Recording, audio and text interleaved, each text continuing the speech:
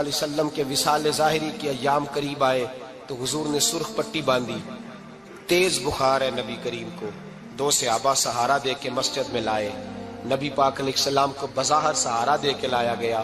کریم رسول نے لوگوں کو جمع کیا، حضور آج کیا ہونے والا ہے، آج کیا کہا جائے گا، آج کس لیے میٹنگ بلائی ہے؟ نبی کریم کے کل صحابہ جب مسجد میں جمع ہوئے تو کھچا کھچ مسجد بھری ہے۔ وصال ظاہری سے چند یوم پہلے کی بات، نبی پاک نے فرمایا آج تمہیں کوئی جہاد کی ترغیب نہیں دینی، آج کوئی نیا پیغام نہیں دینا، آج تمہیں بتانا ہے کہ رب نے اپنے بندے کو اختیار دیا ہے، چاہے تو دنیا میں رہے، چاہے تو اس کی بارگاہ میں حاضر ہو جائے۔ اس عبد نے بارگاہ ربوبیت کی طرف لوٹنے کا ارادہ کر لیا ہے۔ حضرت صدیق اکبر رونے لگے تو صحابہ نے کہا تمہیں کیا ہوا؟ کہنے لگے سمجھ نہیں رہے، کسی کی بات نہیں کر رہے، نبی پاک تو اپنی بات فرما رہے ہیں، اس نے جانے کا ارادہ کر لیا۔ سنیے میرے بھائی، محبوب پاک نے فرمایا بھائی کسی شخص کو میری طرف سے کوئی تکلیف پہنچی ہو تو بدلہ لے سکتا ہے، بدلہ لے سکتا ہے، کسی کو تکلیف پہنچی ہو۔ صحابہ پھوٹ کے رونے لگے، محبوبہ کرم ہی کرم ہوا ہے، رحمت ہی رحمت آئی، آپ کے بارے میں گمان کرنے والا بھی دائرہ ایمان سے نکل جائے۔ حضور آپ کیا فرما رہے ہیں؟ فرمایا نہیں بھائی اٹھو۔ پیچھے سے جناب عکاشہ بن محصن اٹھے، ہاتھ کانپتے ہیں، آگے بڑھے، کہنے لگے یا رسول اللہ، ایک جنگ کے موقع پر آپ نے درہ مارا تھا، ننگی پیٹھ پر صفیں سیدھی کراتے، بات دل میں رہ گئی ہے، میں نے بدلہ لینا ہے۔ نبی کریم نے فرمایا بلال دوڑ کے جاؤ، فاطمہ کے گھر درہ پڑا ہے، درہ لاؤ۔ سیدنا بلال حبشی کہتے میں گیا، دستک دی سیدہ طیبہ طاہرہ، حضرت فاطمہ فرمانے لگی بلال کیسے آئے ہو؟ اماں جی وہ درہ چاہیے تھا۔ سیدہ کو تشویش ہوئی، کہنے لگے بلال نہ تو جنگ پہ جانا ہے، نہ جہاد ہے، نہ کوئی ایسا موقع ہے، حضور کی تو طبیعت مبارک بظاہر بڑی علیل ہے، درہ کیا کریں گے؟ حضرت بلال عرض کرنے لگے اماں جی ایک صحابی بدلہ لینے لگے ہیں، صاحب طبقات نے جملے لکھے ہیں، کہتے ہیں بی بی صاحبہ نے درہ بھی دیا اور امام حسن حسین کو بھی باہر نکالا۔ فرمانے لگی عکاشہ سے کہنا 100 درے مارے، ان 2 شہزادوں کے جسم پر نبی پاک کے قریب نہ جائے، میں نے 2 بچے پیدا ہی اپنے محبوب پر قربان کرنے کے لیے کیے، ان کو لے جائے۔ حضرت بلال کہتے ہیں میں 2 شہزادے لے کے آیا، اور جب دروازے میں میں لے کے پہنچا تو نبی پاک نے دیکھا تو آنکھوں میں آنسو آ گئے۔ فرمایا ان کو بٹھا دو، مجھے پتا ہے فاطمہ نے کیا کہہ کے بھیجا ہے۔ حضرت سیدنا بلال فرماتے ہیں درہ میں نے جناب عکاشہ کو دیا، حضرت عکاشہ درہ لے کے آگے جو بڑھے تو حضرت ابو بکر صدیق نے ان کے پیروں پہ ہاتھ رکھا، فرمایا عکاشہ میری طرف آ یار، مجھے مار درے، نبی پاک کے قریب نہ جا۔ مصطفیٰ کریم نے فرمایا ابو بکر تو ہٹ جا، اسے آنے دے۔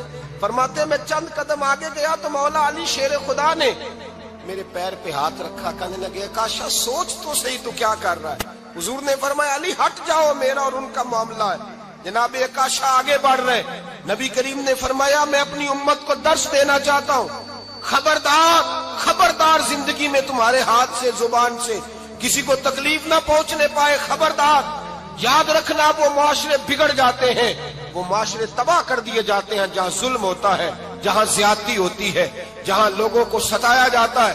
محبوب کریم کے قریب آئے حضرت عکاشہ، کہا حضور میری پیٹھ ننگی تھی، آپ بھی ذرا کپڑا ہٹائیے۔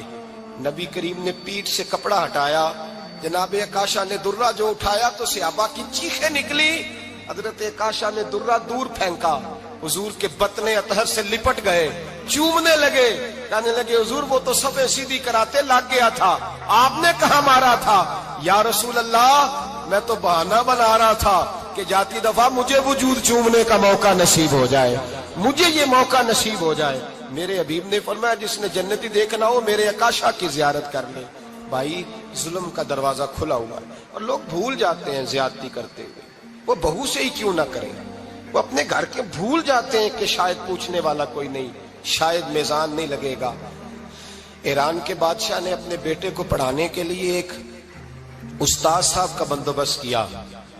استاد صاحب کو کہا کہ میرے بچے کو دین پڑھائیے، میں چاہتا ہوں کل اس نے عنان حکومت کو سنبھالنا ہے تو یہ دین سے آگاہ ہو جائے، اس کو کچھ سکھائیے پڑھائیے۔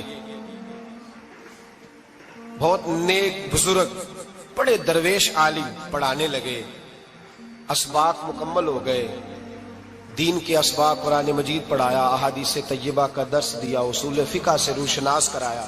جب بچے نے مکمل تعلیم حاصل کر لی اور آمین ہو گئی، دستار ہو گئی، فارغ ہو گئے، تو پھر ایک دن استاد صاحب نے کہا بیٹے کل تم نے ضرور آنا ہے، کچھ بات کرنی ہے۔ شہزادہ گیا ملنے استاد صاحب سے، استاد صاحب نے کنڈی لگا لی، ہاتھ میں درہ پکڑ لیا، مار مار کے پورے وجود کو زخمی کر دیا، کوئی غلطی نہیں، کوئی بات نہیں، مارا۔ اب بچہ آیا آ کے بادشاہ سلامت سے کہا کہ ابا جی سمجھ نہیں آئی، بڑا مارا ہے استاد۔ تو سیانے تھے نا بادشاہ، یہاں تو قاری صاحب روز کٹہرے میں کھڑے ہوتے ہیں، مولوی صاحب آپ نے میرے بچے کو کیوں مارا ہے؟ آپ 8,000 کے مولوی ہیں، میرا کئی کروڑ کا بچہ ہے، سویرے بدل لیں گے، خبردار آپ نے بچے کو ہاتھ لگایا، اپنی حیثیت میں رہے معاذ اللہ۔ جو قومیں استادوں کو کٹہروں میں کھڑا کرتی ہیں وہ ترقی نہیں کر پاتی، جو استادوں کو کٹہروں میں روز کھڑا کرتے ہیں۔ کہا ابا جی بڑا مارا ہے، تو والد بڑے سمجھدار تھے، کہنے لگے بیٹا استاد باپ ہوتا ہے، وہ زیادتی نہیں کرتا، کوئی بات ہوگی، میں تیرے استاد کو کٹہرے میں نہیں بلاؤں گا۔ اماں سے بات کی، اماں کہنے لگی بیٹا میں تیرے باپ سے کیسے بات کروں، ڈر آتا۔ وقت گزر گیا، 22 سال بیت گئے، 22 سال گزر گئے، بادشاہ کا انتقال ہوا، شہزادہ تخت پہ بیٹھا، پہلا حکم یہ دیا کہ میرے استاد کو بلاؤ، پہلا حکم۔ استاد جی بوڑھے ہو گئے تھے، چھڑی کے اوپر ٹیک لگا کے آئے اور بھویں سفید ہو کے جھک گئی تھیں، یوں آنکھ کھول کے بڑی مشکل سے دیکھا، کہنے لگے شہزادے حکم ہو۔ کب میں شہزادہ نہیں، اب میں بادشاہ بن گیا ہوں۔ استاد جی 22 سال بیت گئے، آپ نے مارا تھا، پر وہ درد چونکہ زیادتی کی تھی، میرا قصور کوئی نہیں تھا، تو نہ میری روح سے درد گیا ہے نہ میرے جسم سے گیا ہے، میں بے اختیار تھا، پوچھ نہیں سکتا تھا، آج با اختیار ہوا ہوں۔ سب سے پہلے پہلا حکم آپ کو دیا، بلایا ہے، بتائے کیوں مارا تھا، کیوں مجھے مارا تھا، میری زیادتی بتائے۔ تو استاد، بوڑھے استاد کی آنکھیں آنسوں سے بھر گئی، کہنے لگے بیٹے بس آج کے دن کے لیے مارا تھا، یہ جو دن آ گیا نا میری زندگی میں اس لیے مارا تھا، یہ میں چاہتا تھا میری زندگی میں وقت آئے، آج کے بس میری مراد پوری ہو گئی۔ کہا صاحب کس لیے، مجھے بھی سمجھائے۔ آپ فرمانے لگے کتنی دیر ہو گئی تجھے مار کھائے ہوئے، کتنا زمانہ بیت گیا؟ کہنے لگا 22 سال۔ فرمایا زخم بھولے تو نہیں، درد ختم تو نہیں ہوئی، تمہیں بات 1 منٹ کے لیے بھی تمہارے حافظے سے محو تو نہیں ہوئی؟ کہا استاد جی روز رات کو یاد آتی، روز خیال آتا تھا۔ استاد کہنے لگے بھائی تو بے اختیار تھا، پوچھ نہیں سکا، 22 سال تجھے یاد رہا، مجھے پتا تھا تو ایک دن حکمران بنے گا، میں نے تجھے اس لیے مارا تھا کہ بیٹے یاد رکھنا، کسی پہ ظلم نہ کرنا، اگر تجھے 22 سال تک یاد رہا ہے تو جس پر تو ظلم کرے گا اسے بھی قیامت تک یاد رہے گا، اور یہ یاد رکھنا تو آج با اختیار ہوا تو تو نے مجھے بلا لیا ہے، قیامت کے دن غریب با اختیار ہو جائیں گے، مظلوم با اختیار ہو جائیں گے، وہ با اختیار ہوں گے، للہ الواحد القہار، رب کریم کی بارگاہ کے اندر ان کا اختیار ہوگا، اکیلے اللہ کی حکمرانی ہوگی، پھر وہ بلائیں گے، بڑے بڑے کج کلاہ دنیا میں جن کی پگڑیاں اونچی تھیں وہ سر جھکائے کھڑے ہوں گے، دنیا میں جو ڈکٹیٹر بنتے تھے ان کی پشتیں لال ہوں گی، ان کو غدار لکھا جائے گا، قیامت تک نہیں بھولے گا۔ ظلم کرنا تو سوچ سمجھ کے کرنا، اتنا کرنا جتنا تم سہ سکتے ہو، اتنی زیادتی کرنا جتنی قیامت میں تم برداشت کر سکتے ہو۔ میرے نبی کریم صلی اللہ علیہ وسلم نے فرمایا ظلم سے بچو، یہ قیامت کے اندھیروں میں سے ایک اندھیرا ہوگا، زندگی میں زیادتی نہ کریں، اگر تھوڑی دیر کے لیے کوئی چیز برداشت کر جائیں گے تو وہ فائدہ دے جائے گی، کچھ دیر کے لیے اگر سہ جائیں گے تو نفع مل جائے گا، سہنے کی کوشش کریں لیکن زیادتی نہ کریں، نظر کو، سوچ کو، ذہن کو پاک رکھیں، اور میرے بھائی زندگی پوری ظلم سے بچیں، زیادتی سے بچیں۔ امیر المومنین حضرت جناب سیدنا عمر فاروق رضی اللہ تعالیٰ عنہ رات گھر میں تھے تو رونے لگے، بڑی دیر تک روتے رہے، والدہ اٹھی تو صاحبزادے سے کہنے لگی پتہ کرو تمہارے باپ کو کیا مسئلہ ہے۔ شہزادے آئے، کہنے لگے امیر المومنین والد گرامی کیا ہوا؟ تو حضرت عمر فاروق کہنے لگے بیٹا اپنی اماں کو بلاؤ۔ والدہ آ گئی، کیا بات ہے، کچھ طبیعت خراب ہے تو حکیم کا بندوبست کیا جائے۔ تو حضرت عمر کہنے لگے کچھ بھی نہیں، آج مسجد سے نکلا ہوں تو نبی پاک کے صحابہ میری تعریفیں کر رہے تھے۔ یہ حضرت فاروق اعظم کے وصال کے قریب کے دن ہے، تعریفیں تو حضرت یہ رونے کی بات ہے کہ خوش ہونے کی؟ آپ فرمانے لگے نہیں، سوچتا ہوں باہر تو میں اچھا رہا ہوں، پتہ نہیں گھر میں ہی کوئی زیادتی نہ ہو گئی ہو، پتہ نہیں تمہارے ساتھ بھی میرے معاملات ٹھیک تھے کہ نہیں۔ صحابہ تو تعریف کرتے ہیں، رو رہا ہوں تمہاری وجہ سے نہ الجھ جاؤں، بیوی ہی نہ کہے میرا حق ہی ادا نہیں کیا۔ یہ لفظ کہتے کہتے پہاڑ ہے یہ شخص، کیسر و کسرا کانپتے ہیں۔ حضرت عمر رو پڑے، بی بی سے کہنے لگے مجھے اللہ کی رضا کے لیے معاف نہیں کر دیتی؟ میرے اوپر بوجھ تھا امت کا، میں ساری رات مدینے کی گلیوں میں پھرتا تھا، دن سارا مسجد میں گزرتا تھا، میں تجھے وقت نہیں دے پایا، معاف نہیں کر دیتی؟ تو زوجہ کہنے لگی نہیں عمر، میں نے بھی زندگی میں اپنا کوئی سکھ چین نہیں دیکھا، کوئی چاؤ پورا نہیں کیا، میں کیسے معاف کر دوں؟ میں نہیں معاف کرتی۔ حضرت عمر زمین پہ بیٹھ گئے، رونے لگے، کہنے لگے چل معاف کر دے۔ کہنے لگی ایک وعدہ کرو، قیامت کے دن رب کریم کی بارگاہ میں میری سفارش کرو گے؟ اللہ کی بارگاہ میں عرض کرو گے کہ اللہ اچھی تھی، مجھے کپڑے دھو کے دیتی تھی، روٹی پکا کے دیتی تھی، میری عزت کی محافظ تھی؟ جناب عمر کہنے لگے تیرے ساتھ وعدہ ہے، رب اپنے فضل سے عمر کو جنت دے گا تو عمر تجھے جنت میں ساتھ لے کر کے جائے گا، تیرے ساتھ وعدہ ہے۔ میرے بھائی جن کے دلوں میں احساس تھا کہ ہم سے کوئی زیادتی نہ ہو جائے کسی جگہ، وہ تو یہاں تک معاملہ کرتے تھے، یہاں تک ان کا خیال رہتا تھا۔ عزیزو، ایک تو نظر میں حیا پیدا کریں، والدین کی بہت بڑی ذمہ داری ہے۔ لاکھوں بچے مرضی کی شادیاں کر رہے ہیں، ہزاروں گھر اجڑ رہے ہیں، یہ وہ والا زہر ہے جو ہر گھر میں تیزی سے پھیلتا چلا جا رہا ہے۔ پہلے ہم کہتے تھے کہ بچہ باہر نہ نکلے، اب کہتے ہیں اللہ کہیں موبائل لے کے تنہا نہ بیٹھ جائے، کہیں تنہا نہ بیٹھ جائے، کیا بنے گا اس کا اگر یہ گندگی اور یہ ایسا نشہ ہے جو اجاڑ کے رکھ دے۔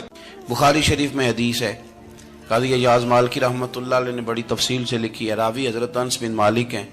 ایک بندہ بڑی دور سے آیا نبی پاک صلی اللہ علیہ وسلم کی زیارت کے لیے، بڑی دور سے۔ عرب کے جو سردار ہوتے تھے ان کے بڑے ناز نخرے ہوتے تھے، وہ خیر آج بھی ہیں، پروٹوکول کا ماحول آج بھی، یعنی وزیر صاحب کے آگے دو چار گاڑیاں نہ ہوں تو ان کو مزہ ہی نہیں آتا، پولیس والے آگے پیچھے بھاگیں تو حالانکہ ان کو نہیں پتا کہ جو پولیس والے آگے پیچھے بھاگ رہے ہیں نا، یہ حکومت بدلی تو گرفتار کرنے بھی انہوں نے آنا ہے، لیکن وہ بڑا مزہ آتا ہے جب لوگ گاڑی کے پیچھے بھاگتے ہیں۔ کیا بات ہے جناب، بڑی بات۔ اور ہماری طبیعتوں میں پتہ نہیں کون سی، تو نبی پاک صلی اللہ علیہ وسلم کی خدمت میں وہ شخص بڑی دور سے آیا، تو عرب کے بادشاہوں کا مزاج تھا، پروٹوکول بڑا چاہتے تھے، ان کا تو یہ طریقہ تھا کہ حکمرانی کرنی ہے جیسے بھی ہو۔ اگر کسی غلام نے دھوپ میں بندھا رہ گیا، اونٹ اور چھاؤں میں نہیں باندھا تو درے مارتے تھے، اور اگر اس نے کھول کے باندھ دیا تو پھر بھی مارتے تھے، کہتے تھے اتنا سیانا ہو گیا تو انہیں پوچھا ہی نہیں، خود بخود ہی باندھ دیا۔ وہ شخص حضور کی بارگاہ میں آیا اور بہت سارے لوگوں کے پاس کیونکہ وہ جاتا تھا اپنے سربراہ کا پیغام لے کے، تو وہ کانپ رہا ہے جب حضور کی بارگاہ میں گیا، ڈر رہا ہے۔ اب ذرا بات کو سمجھنا، نبی پاک صلی اللہ علیہ وسلم نے اس سے فرمایا کیوں ڈرتے ہو؟ سادہ آدمی ہے، دیہاتی ہے، بدو ہے۔ اللہ کے رسول نے تھپ کی دی، کیوں ڈرتے ہو؟ تو کہتے حضور مجھے آداب نہیں آتے اور مجھے ڈر آتا ہے، کوئی بات اگر ایسی ہو گئی، آپ مدینے کی حکومت کے سربراہ ہیں، تو کہیں آپ ناراض نہ ہو جائیں۔ حضرت انس بن مالک فرماتے ہیں بات کہاں کی تھی، پہنچ کہاں گئی؟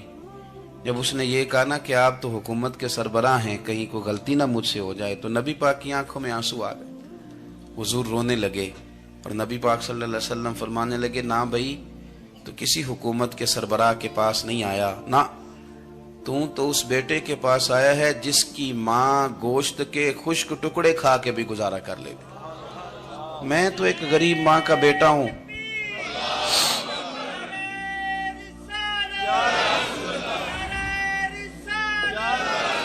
بھائی اگر آپ کا یہ ذوق بن جائے، دیکھو نا آج تو لوگ بھول جاتے ہیں نا، کپڑے بدل لیتے ہیں تو وہ سمجھتے ہیں کہ شاید سارا کچھ ہی بدل گیا، یعنی گاؤں سے آ کر پڑھنے والے بھول ہی گئے ہیں کہ کس کی ماں نے کتنا زیور بیچا۔ لوگ بھول جاتے ہیں چیزوں کو، اپنے ماضی کو یاد رکھیں، آپ لوگوں کے ساتھ پیار کریں، آپ لوگوں کو موقع دیں، آپ تھوڑی سی اور کوشش کریں اس شخص تک جانے کی جو آپ کو مایوس نظر آ رہا ہے، پریشان نظر آ رہا ہے۔ یہ ہمیں میلاد والے محبوب صلی اللہ علیہ وسلم نے درس دیا۔ ایک اور پہلو، حضور سید عالم صلی اللہ علیہ وسلم نے، ہمارے ہاں نا ابھی بھی برادری کی تقسیم ہے، ابھی بھی اور کچھ میں نے ایسے کمزور لوگ بھی دیکھے. یہ اس طرح کی حرکتیں ہارے ہوئے لوگ کرتے ہیں. ہارے ہوئے لوگ جو اپنے آپ کو سمجھتے ہیں کہ میں کوئی بڑا آدمی ہوں. بڑا آدمی تو اپنے اخلاق سے ہوتا ہے, اپنے کردار سے ہوتا ہے, اپنی سخاوت سے ہوتا ہے, لوگوں سے پیار کرنے سے ہوتا ہے. باقی یہ کہ بیٹھ کے کہانی سنانا کہ میں بڑا کچھ کرتا ہوں, تو جو کچھ کرتا ہوتا ہے اسے سنانے کی کوئی ضرورت ہے. ایک اور بہت سارے لوگ آپ تعزیت کرنے جائیں نا والد کے انتقال کے بعد, تو ان بیچاروں کو بتانا پڑتا ہے کہ ابا جی میرے بغیر دوائی نہیں کھاتے تھے. تو میں کہتا ہوں اگر تیرے بغیر نہیں کھاتے تھے پھر بتانے کی ضرورت نہیں, پھر تو سارے گاؤں کو پتا ہوگا کہ تیرے بغیر نہیں کھاتے تھے. اور اگر کوئی دال میں کالا ہے تو پھر تیری وضاحت کوئی بندہ قبول نہیں کرے گا. تو آپ کو بتانا کیوں پڑ رہا ہے, اور آپ بار بار اس بات کا ذکر کیوں کر رہے ہیں کہ ہم بہت بڑے قبیلے کے ہیں؟ صاحب اگر آپ بڑے قبیلے کے ہیں تو پتا ہوگا سارے علاقے کو آپ کتنا لوگوں کا خیال کرتے ہیں, آپ کس قدر محبت کرتے ہیں, آپ کا انداز کریمانہ کس طرح کا. پھر آپ کو بتانے کی کوئی ضرورت نہیں ہوتی, پھر خود بخود خبر ہوتی. حضرت سیدنا ابو ذر غفاری رضی اللہ تعالیٰ عنہ, قبیلہ بنو غفار ایک بڑی شاخ تھی قبیلوں میں سے. جو لوگ اس زمانے میں مالدار قبیلوں سے تعلق رکھتے تھے ان میں سے ایک بڑا نام تھا. ساری زندگی چودراہٹ کی, لیکن میلاد ایک انقلاب کا نام ہے. میں میلاد منانے والے دوستوں سے گزارش کرتا ہوں کہ آپ ہر سال میلاد منائیں, اور ہر سال میلاد کے بعد آپ تھوڑے بدل بھی جائیں, یعنی تھوڑے سے بدل جائیں. کچھ لوگ کہیں یار یہ داڑھی میں نے نا 12 ربیع الاول والے دن رکھی تھی, یہ میری میلاد والی داڑھی ہے. اور داڑھی رکھیں بھی نبی پاک کی مرضی کی. کس کی مرضی کی؟ نہ ناراض ہو جائے جی میں ٹور چلا بس. کس مرضی کی جی؟ اپنی مرضی کے نہیں. داڑھی کا وزن کو نہیں ہوتا کہ پوری مٹھی رکھیں گے تو آپ کو کوئی دقت ہوگی, کوئی وزن نہیں. پوری رکھیں, جو حضور کا طریقہ مبارکہ ہے جو ہمیں ملتا ہے اس پر آپ توجہ فرمائیں. تو میں جو بات عرض کرنے جا رہا ہوں وہ میلاد انقلاب ہے. حضور سید عالم صلی اللہ علیہ وسلم کی بارگاہ میں آنے سے پہلے لوگ کچھ اور ہوتے تھے, اور یہاں سے ہو کے جاتے تھے تو پھر ان میں تبدیلی آتی تھی. میں سارا دن کرامتیں سناؤں نا کسی کو اپنے پیر صاحب کی, اور اپنے گھر میں بھی کہ میرے حضرت بڑے, میرے استاد بڑے, لیکن بیوی کے ساتھ اگر میں ترش لہجے میں بات کروں گا تو وہ کہے گی یہ سکھاندے نے تینوں پیر صاحب. دوست کہیں گے یہ سکھاتے ہیں آپ. تو آپ کی کہانیاں نہیں چلتی, آپ کا کردار چلتا ہے. حضرت ابو ذر غفاری رضی اللہ تعالیٰ عنہ فرماتے ہیں چونکہ میں چودھری تھا, سیدنا بلال حبشی رضی اللہ تعالیٰ عنہ کے پاس میں بیٹھا تھا. کسی بات میں بات آگے بڑھی اور بڑھتے بڑھتے بات شکنجی تک چلی گئی. رائے کے اختلاف نے باتوں میں تلخی پیدا کر دی, اور جب تھوڑے لفظ اور تیز ہوئے تو میں نے انہیں کہہ دیا چپ کر, تو ابشن کا بیٹا ہے. کس کے بیٹے تھے حضرت بلال؟ کہتے ہیں جب انہوں نے مجھے کہا تو میرا دل بڑا ٹوٹا, لیکن میں نے ارادہ کیا کہ میں نے حضور کی بارگاہ میں نہیں عرض کرنی. اب ہر بات کی ہم حضور کی بارگاہ میں شکایت کریں. لیکن میں جا کے مسجد میں بیٹھا, اور جب سرکار آئے نا, ارادہ نہیں تھا کہ عرض کروں گا, لیکن حضور کا چہرہ دیکھا تو دکھ میرا خود ہی تازہ ہو گیا. رونے کا بھی تو تب ہی مزہ آتا ہے نا کوئی اپنا ملے تو. فرماتے ہیں کہ میرے آنسو نا بغیر اختیار کے چھلک پڑے, اور میں کھل کے روئے, کھل کے. قربان جاؤں محبوب کے بھی حضور نے پاس نہیں بلایا, بلکہ نبی پاک اٹھ کے خود میرے پاس آئے اور مجھے کندھوں سے پکڑ کے سینے سے لگایا. اور جب میں کھل کے رو لیا تو حضور میرے آنسو پوچھنے لگے. کچھ شعر ایسے ہوتے ہیں جو کسی نے کہے ہوتے ہیں, اور کہنے والا جو ہوتا ہے وہ صاحب حال ہوتا ہے, تو اس میں کچھ خوبصورتی زیادہ ہی ہو جاتی ہے. ایک پنجابی کے شاعر ہمارے گجرات میں گزرے, بزرگ تھے, ان کا ایک شعر ہے, وہ کہتے ہیں ایک واری میری آنکھیاں چوں اونا نے اتھرو پونجے سن. ایک واری میری آنکھیاں چوں اونا نے اتھرو پونجے سن, ہن تے چسکا پہ گیا رونے دا. ایک واری میری آنکھیاں چوں اونا نے اتھرو پونجے سن, ہن تے چسکا پہ گیا رونے دا, تے ہر ویلے آہو زاری دا. تو میں روز رونے لگا ہوں, مزہ ہی بڑا آیا ہے جب سے محبوب نے چپ کرانا شروع کیا میرے عزیز. اور پھر حضرت بلال حبشی رضی اللہ تعالیٰ عنہ چونکہ حضور کے غلام تھے, اور انہیں پتا تھا کہ سرکار میری ناز برداری کرتے ہیں, حضور نے چپ کرایا. فرمایا کیوں روتے ہو؟ تو عرض کرنے لگے یا رسول اللہ صلی اللہ علیہ وسلم, اگر میں ابشن کا بیٹا ہوں تو میری تو غلطی کوئی نہیں نا, یہ تو تقسیم اللہ کی ہے نا. الذی خلقک فسواک فعدلک فی ای صورت ما شاء رکبک.